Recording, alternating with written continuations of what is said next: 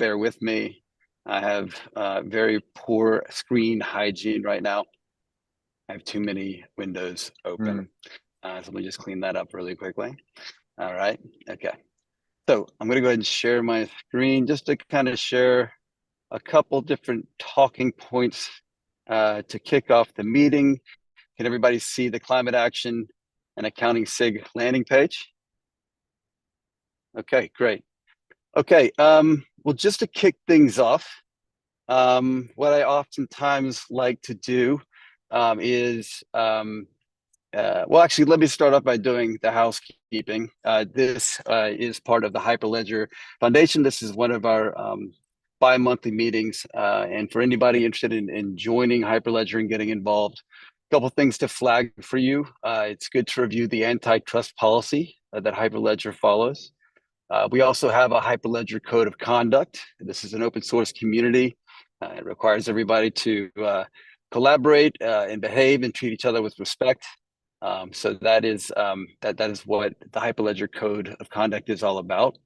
What I like to do is before I hand it over, we've got a really great presentation today. Before I hand it over and introduce Or, wanted to see if there's anybody who's new to the call. I would love to kind of have you introduce yourself and share a little bit about how you found out about us and what you're working on. I see. Yeah, please feel free to speak. Anybody's out there. Okay. Sounds like we all have all current members, so that's fantastic. Okay.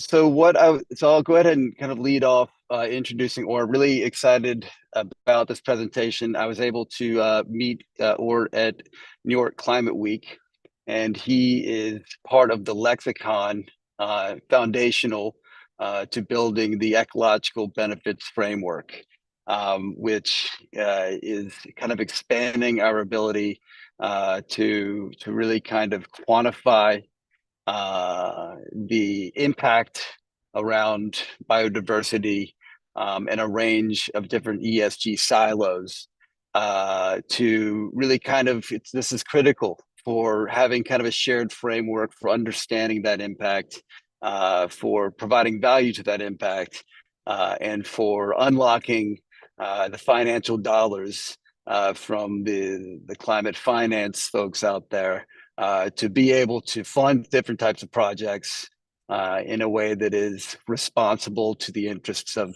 their financial organizations and their stakeholders. So this is a big deal. This is some great work, and I'll hand it over to you, Or.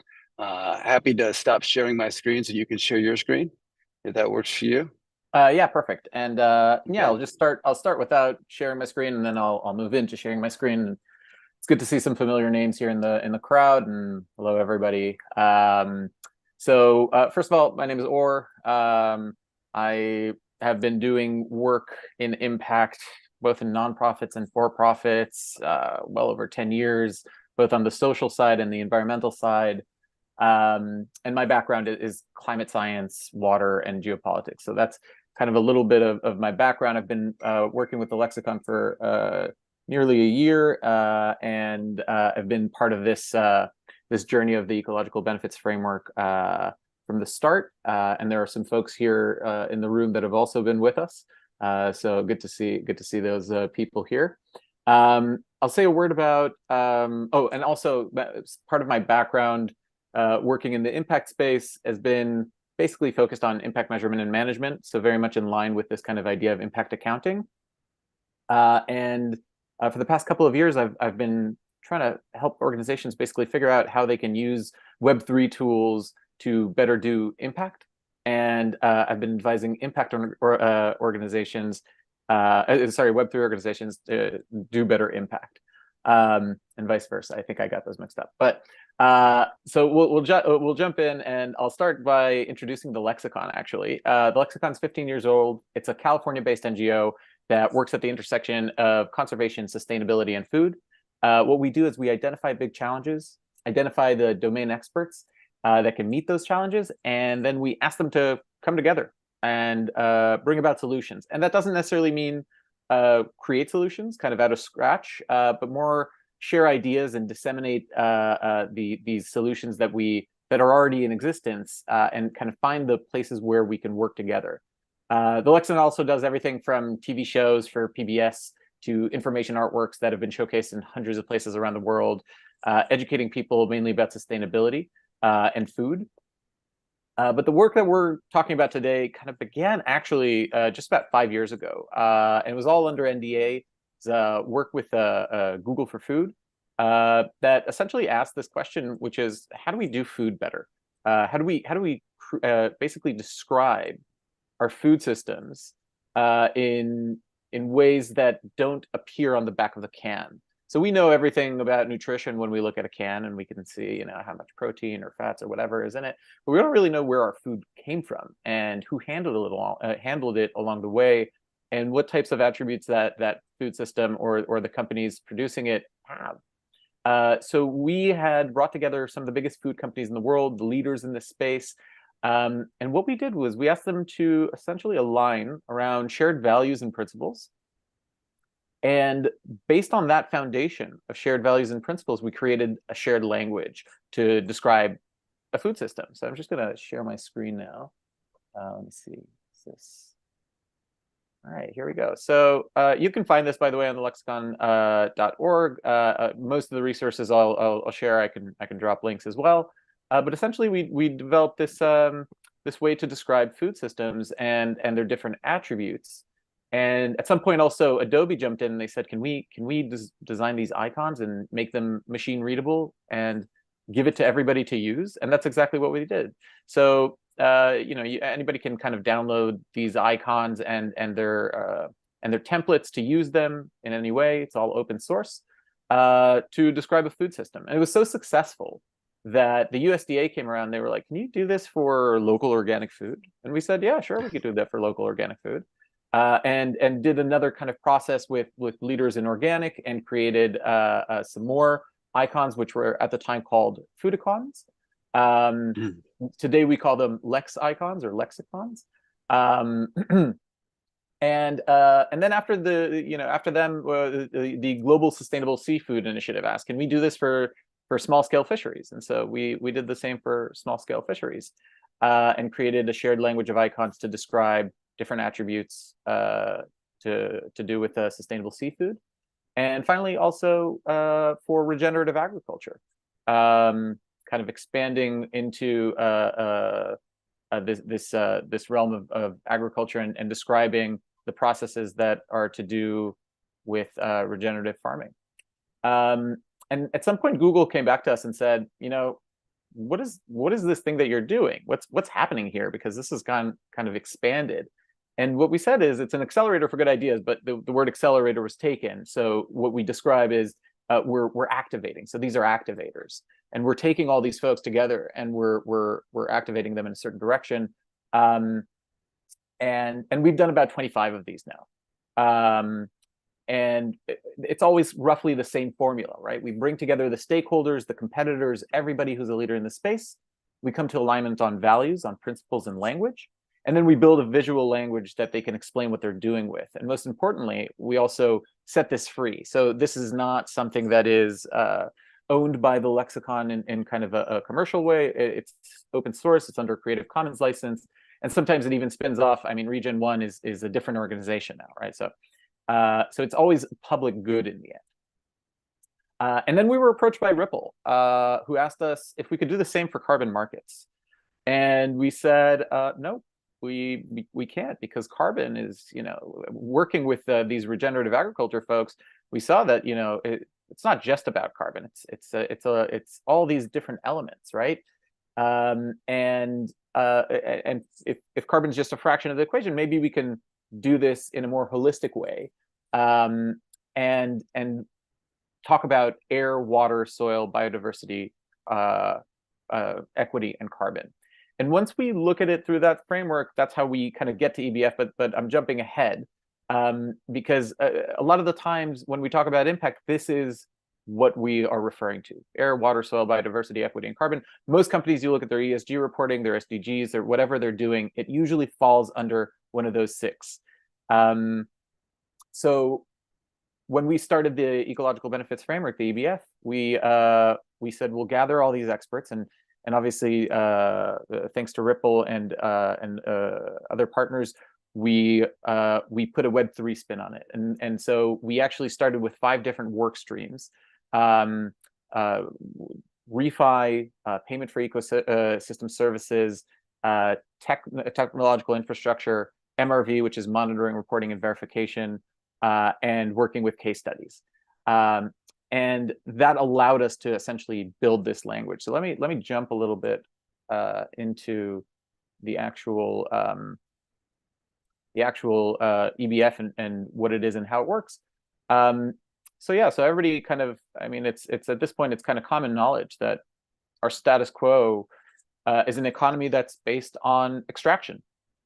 Our system incentivizes us to externalize, right? Externalize cost onto people and planet as much as you can to maximize profit.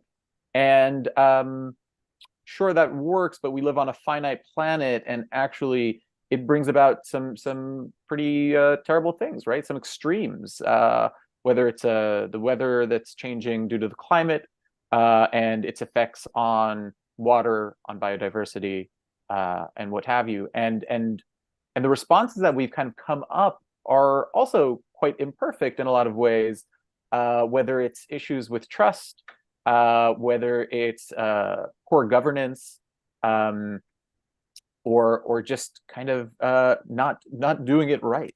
So we've been kind of stuck in this cycle for a while, and we've created a lot of great frameworks to kind of try to deal with this, right? We've taken a market approach with carbon markets. We've developed a bunch of different acronyms to kind of describe these different elements of impact. And all these frameworks, all these approaches, I'll talk about impact in a similar way, but some are trying to name a goal, like the SDGs. Some are focused on some sort of risk mitigation, which is usually ESG. Some are working on reducing negative impact. Few are actually working on creating positive impact, but they're all affecting, again, the same things, right? They're affecting air, water, soil, biodiversity. Sorry, my screen got stuck, I think. There you go. Soil, biodiversity, equity, and carbon. And they're all part of that kind of same map. So we call these ecological benefits. And we ask, essentially, what if we could talk about our impact in terms of their ecological benefits, to focus on that? What if we, instead of naming what we're avoiding, we talk about the positive aspects of what we are creating? And the Ecological Benefits Framework is the language that allows us to do this. So each of these benefits has a bunch of practices and attributes that are associated with it, and allow us to explain a project or a company in terms of what they are doing.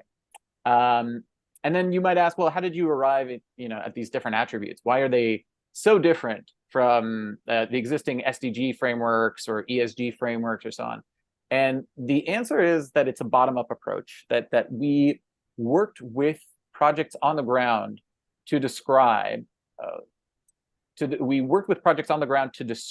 help them essentially describe what it is that they're doing. So we worked with 24 case studies.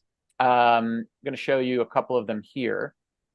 But these 24 case studies essentially allowed us to understand what it is that they are doing in their own terms, and showcase that. So let's look at this example from Kenya. This is a project called Mikoko Pamoja. It's a mangrove ecosystem project, which means essentially these folks are planting mangroves on the coastline of Kenya. And we use the language of EBF to describe what it is that they're doing. But the language is from them. So what do I mean by that? Come on. Fuck you. Oh, great. We can mute that person or kick them out. So if you look at the project and its actual positive impacts, right here, we can see that the EBF has these two kind of different sides. It has a universal language that will always be, the same across any project. So if we're looking at, for example, their effect on soil, has a very clear definition, but it also has a contextual definition that has to do directly with Makoko Pomoja and how they affect soil. And then if we look at their different practices and attributes, we'd see the same thing. So for example, Makoko Pomoja have a practice of forest carbon monitoring, where they can describe, we over here, we describe what forest carbon monitoring means. And then we describe exactly how Makoko Pomoja does it in their contextual frame. And this is kind of the power of this language, that it's an adaptive framework. So which means two things. It means, first of all, it's adaptive to the project to help the project describe its particular specific impact. And on the other side, it's adaptive because it keeps on growing, because the definitions are informed by these projects themselves. We didn't, sit a bunch of experts down and say, what are the things that a project has to do in order to be EBF, which is what a lot of things that, that's a lot of how SDGs and ESG works. Most companies or projects have to figure out how to fit themselves into a bigger framework. And I've worked with hundreds of companies that come to me and say, I really want to describe my SDGs. And then they tell me what they do. And then we have to kind of contort ourselves to fit into these, definitions of these very specific targets or very specific language. This is very different because it's bottom up. These projects describe what they did or what they do. And that is what creates the language. So we'll come back to that in a bit. But that's an example of just one project, and later I'll give you the links to these so folks can follow along. All right. Or just to ask, Jim Mason was also wondering if it would be possible that this video is going to be recorded and published to the meeting page. He was also asking if you were going to post the slide deck. I just thought I'd flag that as a question. So happily, all of this stuff is actually, we're jumping to the end, but that's okay. On canyouchangethefuture.org, you'll find all of these resources, including a slide deck right here. So the short answer is it's already there, and yes. All right, so just to kind of drive this point home of the adaptive framework, one of the things that we like to say that this isn't about creating a new standard or methodology. It's not about adding another acronym to the mix of the alphabet soup, if you will. It's about having a shared language that enables what already exists. So Bluetooth is a fantastic example of this. Bluetooth is an enabling technology. It helps products connect with other products. It allows different appliances from different companies in your home to speak to each other, right? And despite them, being from different companies, and LG would love to put Siemens out of business, and they want you to buy their fridge or what have you, but they all support Bluetooth, right? Because it's in everyone's enlightened self-interest to have a shared language that they can all agree upon, at least this, right? How you want to use it, is up to you. It's up to the people creating the product, and it's up to the users. But it's a convenient digital handshake for different products. And what we like to think about EBF as is a digital handshake for the planet, right? It's a shared language that enables this streamlining of communication, of data, of impact about a project or a company or an organization. And one can kind of imagine, what if we took this language of ecological benefits and used it so that carbon markets can speak the same language as ESG and SDGs, and they all kind of fit into this framework. And not only that, what if different investors can talk the same language as the nonprofits or the projects or the different companies? What if no matter what your project does, its impact, the practices, the attributes, they could all be communicated through this one language? So we believe that this is going to enable way better communication of impact, better flow of capital, and more clarity for everybody involved. And not many folks wake up in the morning and get excited about reducing their negative impact, but plenty of people want to do good. And when you do good, by extension, you're reducing the bad that you're creating. And all these folks that you see on the screen took part in this activator and built EBF with us. They shared their needs, their knowledge, their time to build this. And this is only partial, but we're inviting more folks, and we're growing. And some of these, by the way, some of these actors are already using EBF. So I should mention that this was supposed to be kind of a little bit more under the radar at this point. But one of our partners that's here on the screen, New Day, are an impact investing firm from the Bay Area. And they saw this and essentially said, you know, this is a really powerful framework to communicate our impact to our investors. And our ESG framework isn't doing that well enough. And so they basically scrapped their previous plans and adopted EBF to be the language that they describe the impact of their projects with, which also had us launch this announcement that they're doing this during Climate Week. So we're all kind of ahead of schedule, and this is still being built out, which is also the good news, because folks listening to this are welcome to join the second sprint of this activator. The first sprint is now over, and the second sprint will begin soon. So we're still collecting folks to basically drill in. I'll talk a little bit more about that in a minute. But essentially, we're still evolving, is what I'm saying. It's still growing, and I want to show you what we have done. So I showed you these case studies. Let's look at a different one for a minute. This is a cook stove project out of Sri Lanka of Rohingya refugees, actually. Close some of these tabs because I don't want to be slow.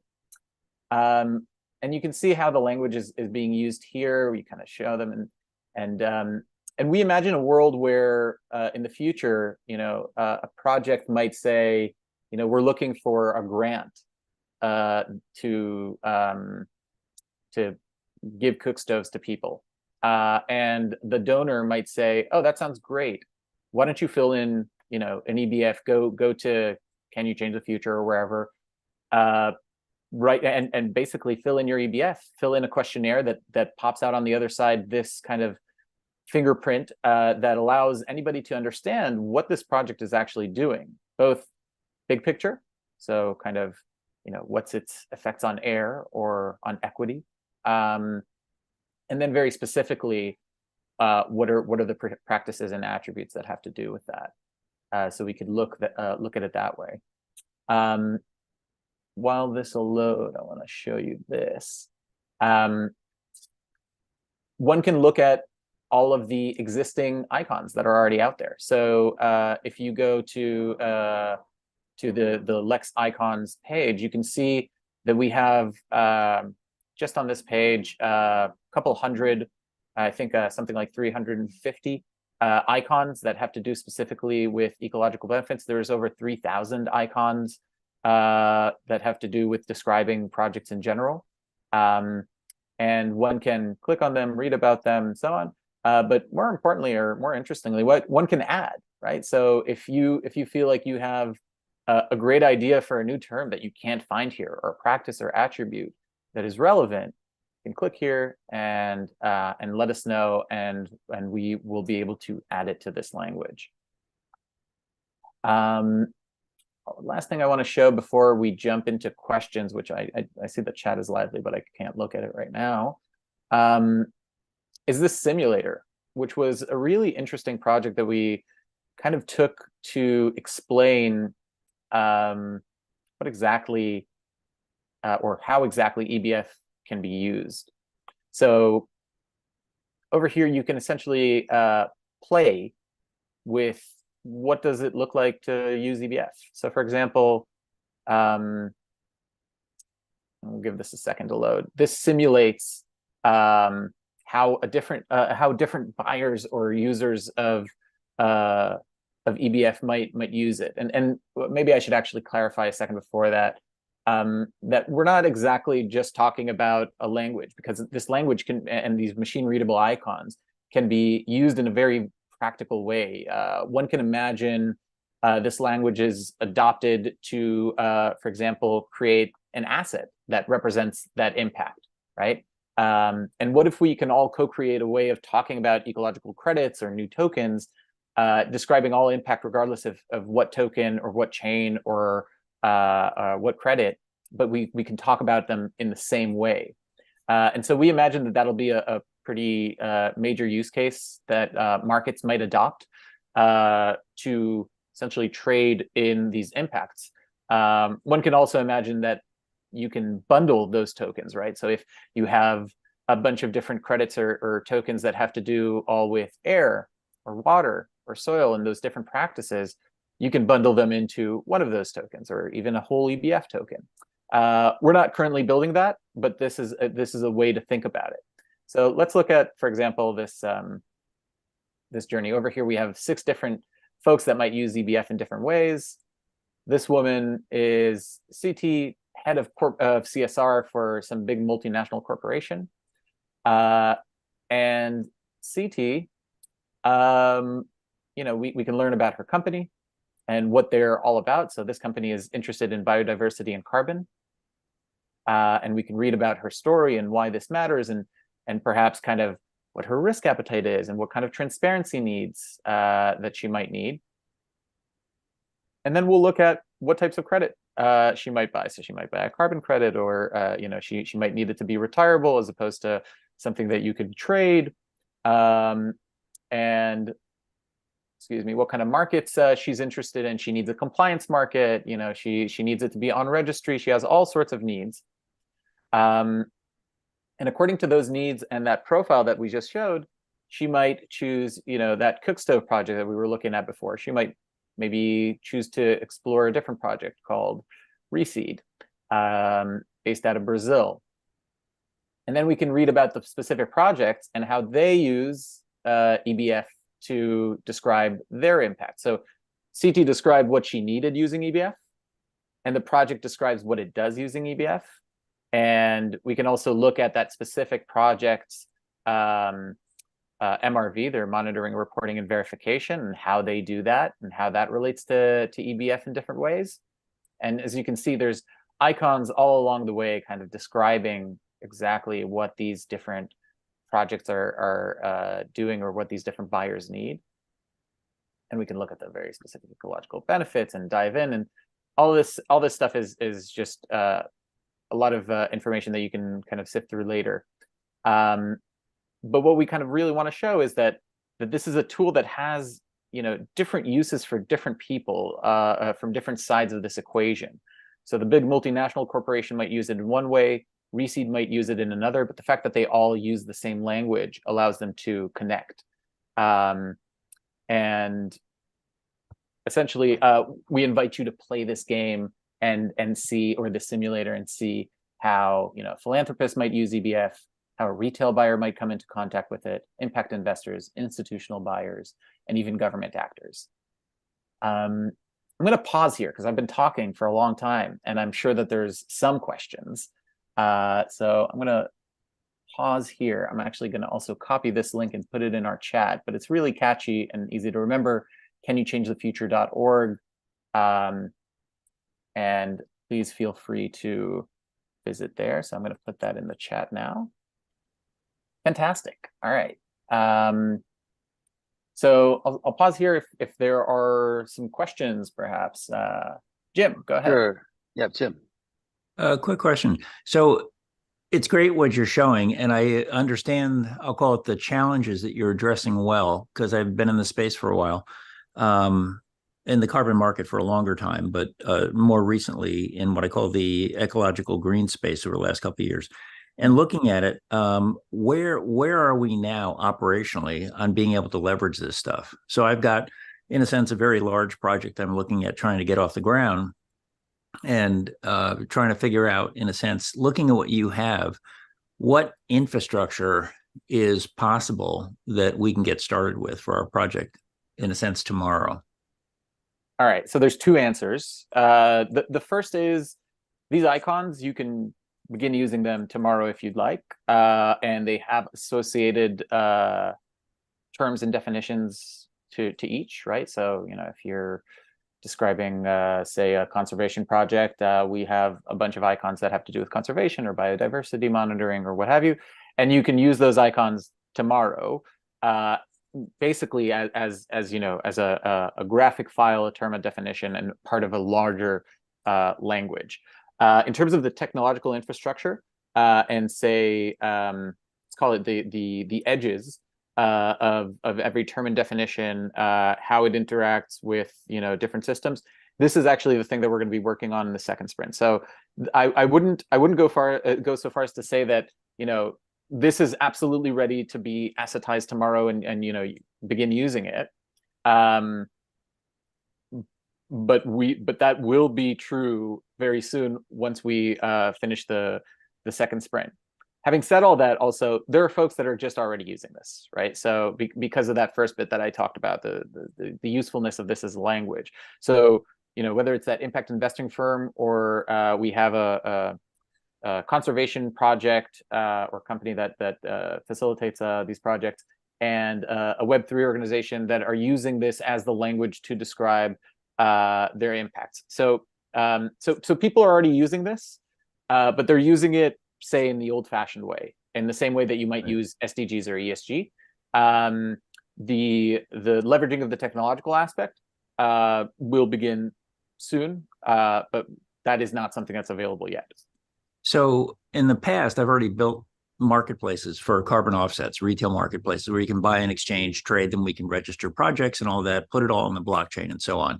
Mm-hmm. There are gaps in the industry, I'll say, around standardization. So it doesn't mean there aren't standards. What there aren't is, in a sense, as you already know, I'll call it wide acceptance of a common standard, you know, so that doesn't happen, which is partly what your first part tries to address with the language issues, right? Get us all in the same language, the same terminology, so that we can at least use the same concepts moving forward, which is a great idea.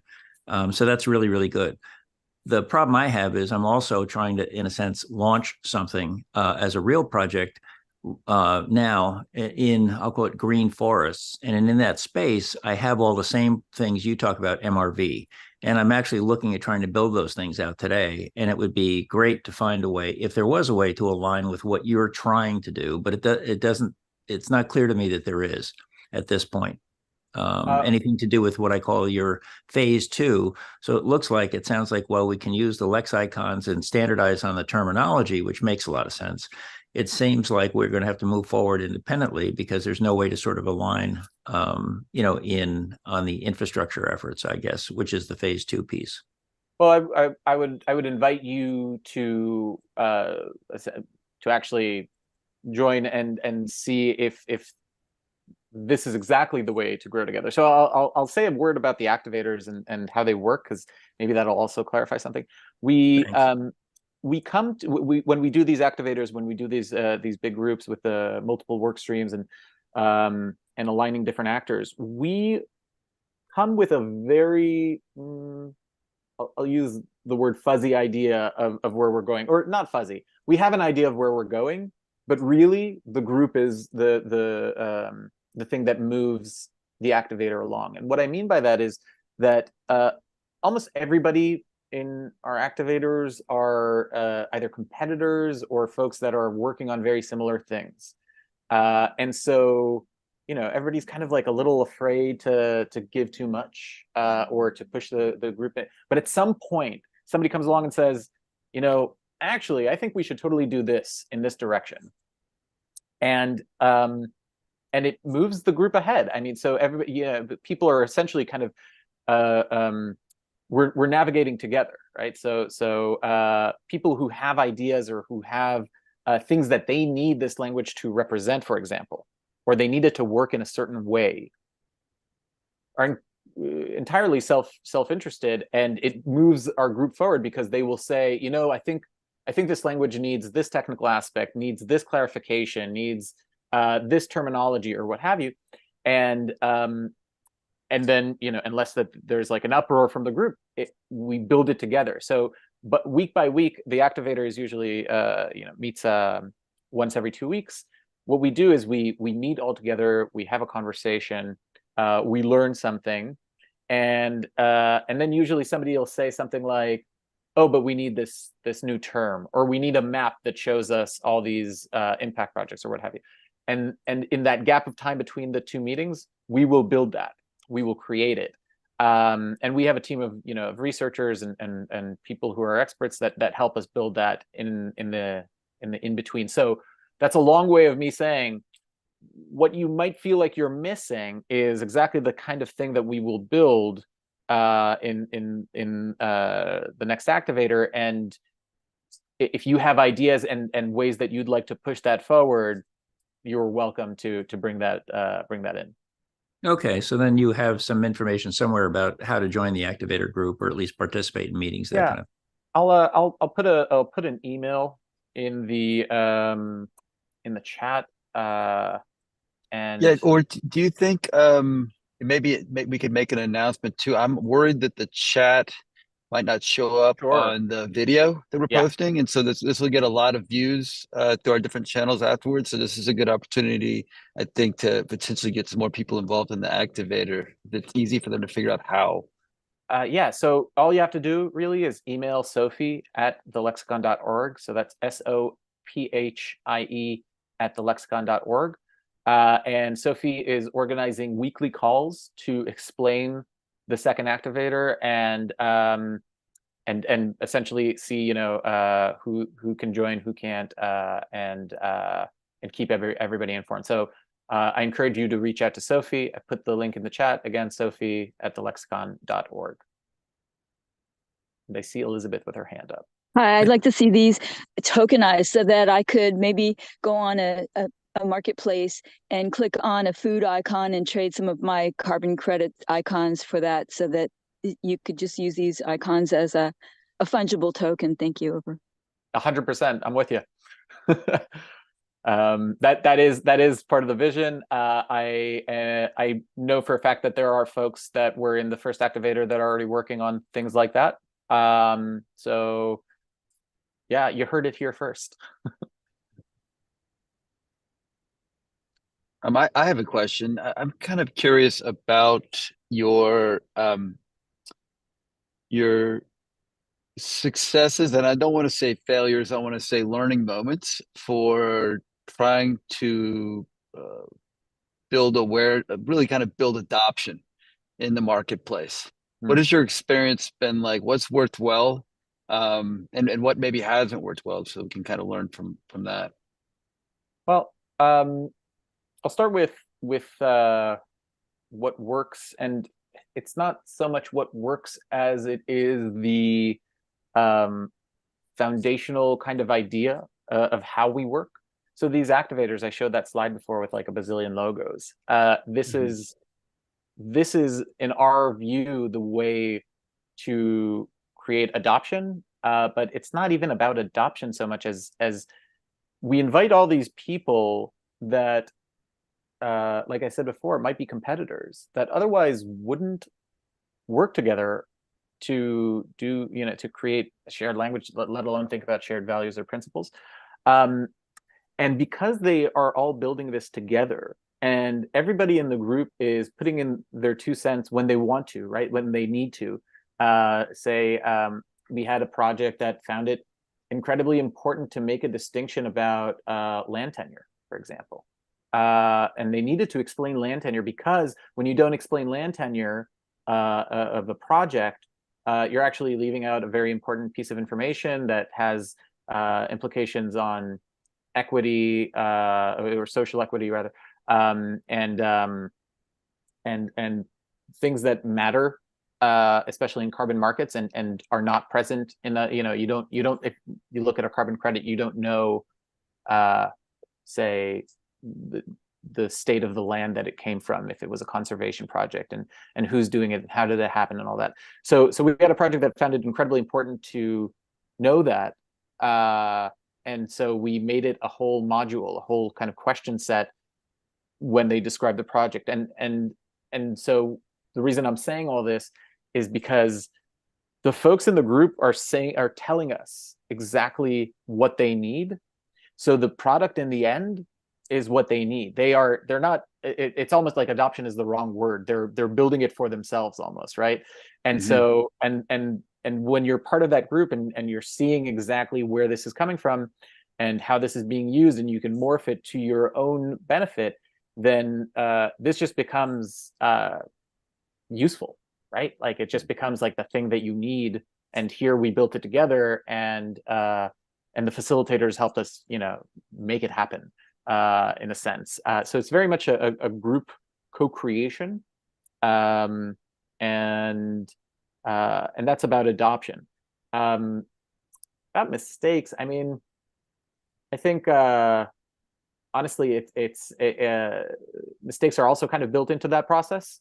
We constantly bring up things to the group that are pushed back, or we'll come up and we'll say, oh, we think we should build, I don't know, a bundled token, right? And then folks will say, oh, well, we think that this doesn't work, or it does work. And so it's actually a process of a lot of mistakes all the time. But again, in this group that is able to kind of argue about it, and go back and forth. And by the way, not everything are things that we solve. We had a whole conversation and a follow-up conversation and even a short webinar about practice-based versus outcomes-based, right? So our impacts, are we representing, the practices that usually create certain outcomes, which is harder to measure, but is more true to form, for example, for agriculture, right? Or are we just measuring the outcomes, which is incredibly costly, and perhaps a farmer in the global south is going to have a harder time getting the funds for the MRV that are necessary to show the outcomes that they would be paid for. So these are arguments and things that we go back and forth and we learn from, and they're a part of the process. So yeah, I think that's a. And Elizabeth. Thank you. Thanks.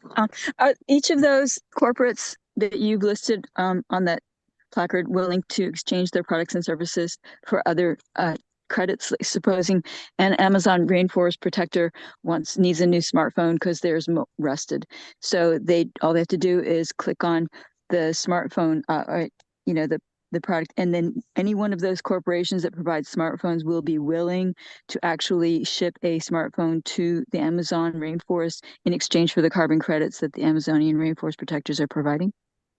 Well, it sounds like, I'm not sure I totally understood, but it sounds like you're describing kind of well, how do we give people the, say, technological infrastructure to do the monitoring, or who's paying for this, and how does that all happen? And I think that there are a number of different ways of doing this, and there's different companies that do it in different ways. So no, my question was, are all of those corporates that you have their icons on that placard? Oh yeah, sure. You said all these corporations are interested. Has each one of them signed a memorandum of understanding or a contract stating that they will provide their products and services under the system? Instead of dollars, they're not going to try to get dollars. They're going to try to get carbon credits from the Amazon rainforest, for example. Oh, I see what you're saying. Well, so let me start by saying that the folks on that list, kind of with all the logos and all that, are, and this is maybe important to stress, are people that are from those organizations in that capacity, yeah. But we work with the specific individuals, right? So usually more executives and folks in positions that can use this or know what they want to do with this language. There isn't an exchange here. Nobody's paying to be a part of this, nor are they promising to use it. It's very it's a co-creation process that everybody's invited to, but it's not, there's no exchange happening or promises made as to how or by who it will be used. Let me know when they do. Thank you. All right. I'm also curious, who is the rock star, and what is the process for helping all of these different individuals reach consensus around an approach? That is, I don't know, that's an amazing accomplishment. I'm very kind of curious to hear what your approach is. We can all learn something from that. Yeah, so some of the folks that took part in this are here, and I think that the process of the activator is kind of brilliant, and it is incredibly hard to do. Perhaps the rock star is Douglas Gayton, who is headed the Lexicon, and the leader of this process. Or one of the leaders. It really is a very big group effort. But Douglas is the person that has done this 25 times and has gotten the people in the room together. And he's always open about how we do it. He says it, right, and he says, and if you can do it too, like, do it. But essentially it's about aligning folks on their shared values, which essentially means having a conversation about what do we all have in common, what are the things that we all share, then having a discussion to see if that's actually true, which takes a little bit of time. And out of those shared values that we all have, we created shared principles, which was also a long conversation, because we might all value nature, or we might all value trust and transparency and all these different things, and those might be things that are really important to us. But then kind of forming that into a principle of what are we trying to do about trust and transparency, right? Do we think that it has to be, in all these forms, so that it kind of evolves? So we start with these values, they evolve into these principles. And once you have all these shared values and principles, it's really much clearer how we create shared language, because we can take that and say, well, we all believe this, and it informs kind of how we describe these different terms, these different definitions. How do we, what is also the ethos behind it? And that's a really, really important piece. I mean, that's the whole thing. The rest is the details, and we build them as we go along. Yeah. Very good. And I see Jim asked here, I think there are use cases here for both fungible and non-fungible tokens. Totally. This is not necessarily EBF specific, but this whole world of credits and eco tokens and all that gets complicated.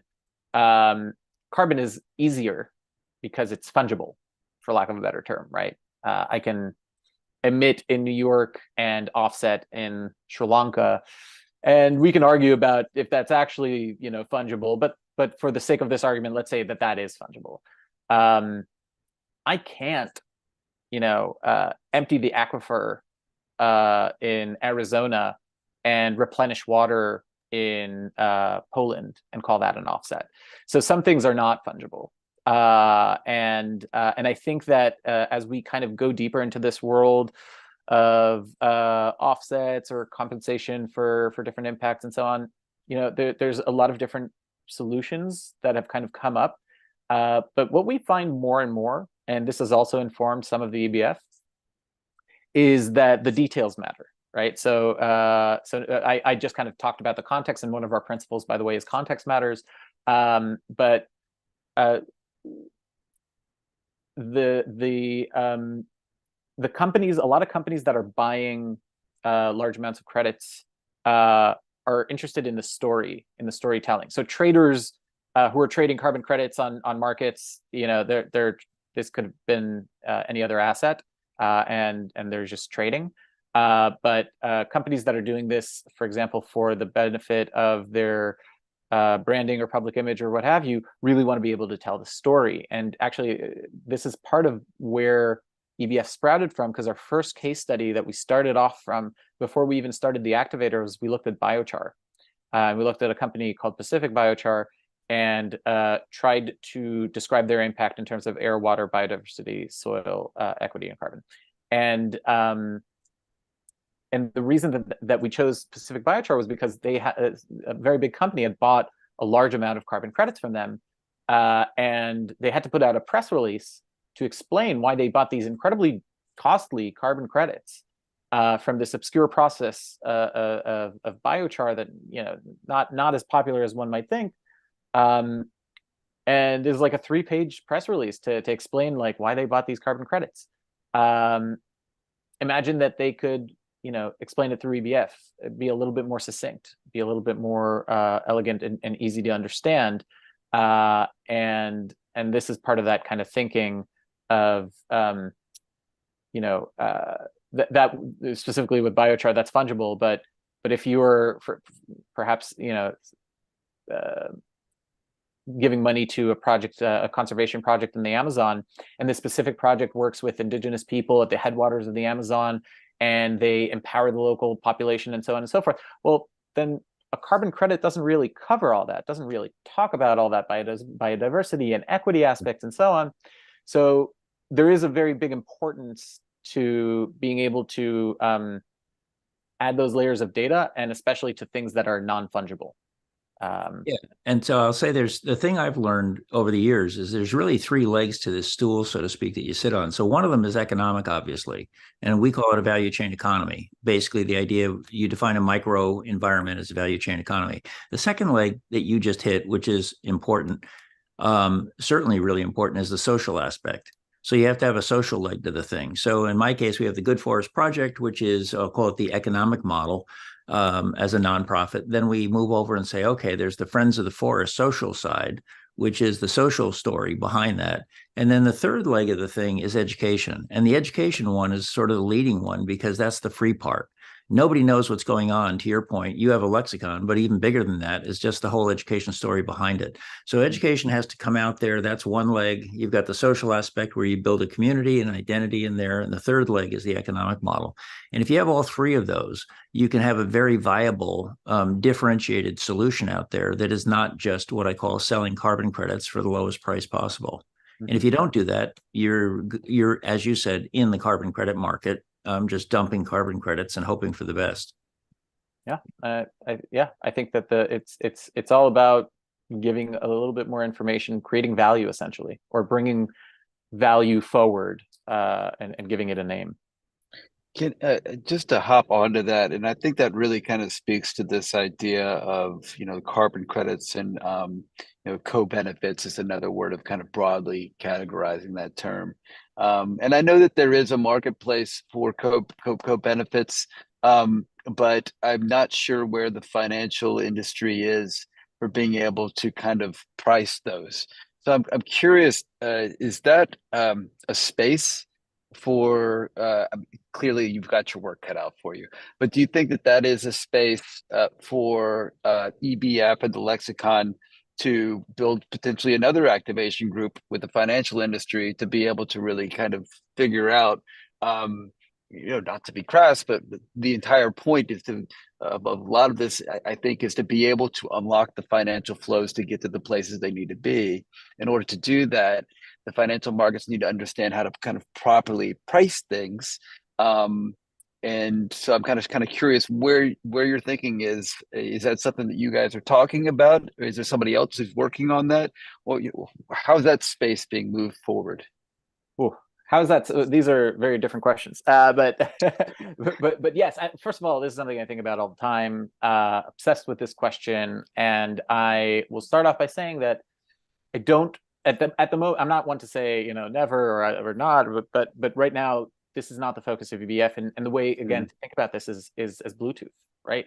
Bluetooth isn't telling you what how much a phone should cost, or what it doesn't tell you how to use certain things. It's just saying, I'm a language, use me. And then, I don't know, Apple or whoever creates a phone and they use it in a certain way. It adds value to them. And then they end up charging you, right? So, so that's just a long way of saying EBF is the language. It's not going to be at the moment. The vision is not to say, and we're going to figure out how to price every single impact that has to do with air, water, soil, biodiversity, equity, and carbon. Right. Also, though, plenty of people are working on that. I mean, and in different ways, right? There are folks that are trying to kind of just create a price. There are folks that are trying to create markets that would reflect a fair price. There are folks that are trying to give nature sovereignty so that it can, haggle with us. that's like a whole nother hour of really fantastic and interesting projects that are trying to figure all that out.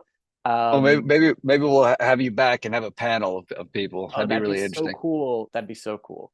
We'll talk about it. Yeah, happily. But yeah, until then, hopefully when we do haggle about the prices and figure out, you know, what the value of each thing is, EBF will be the language that will describe it. Yeah, that's it.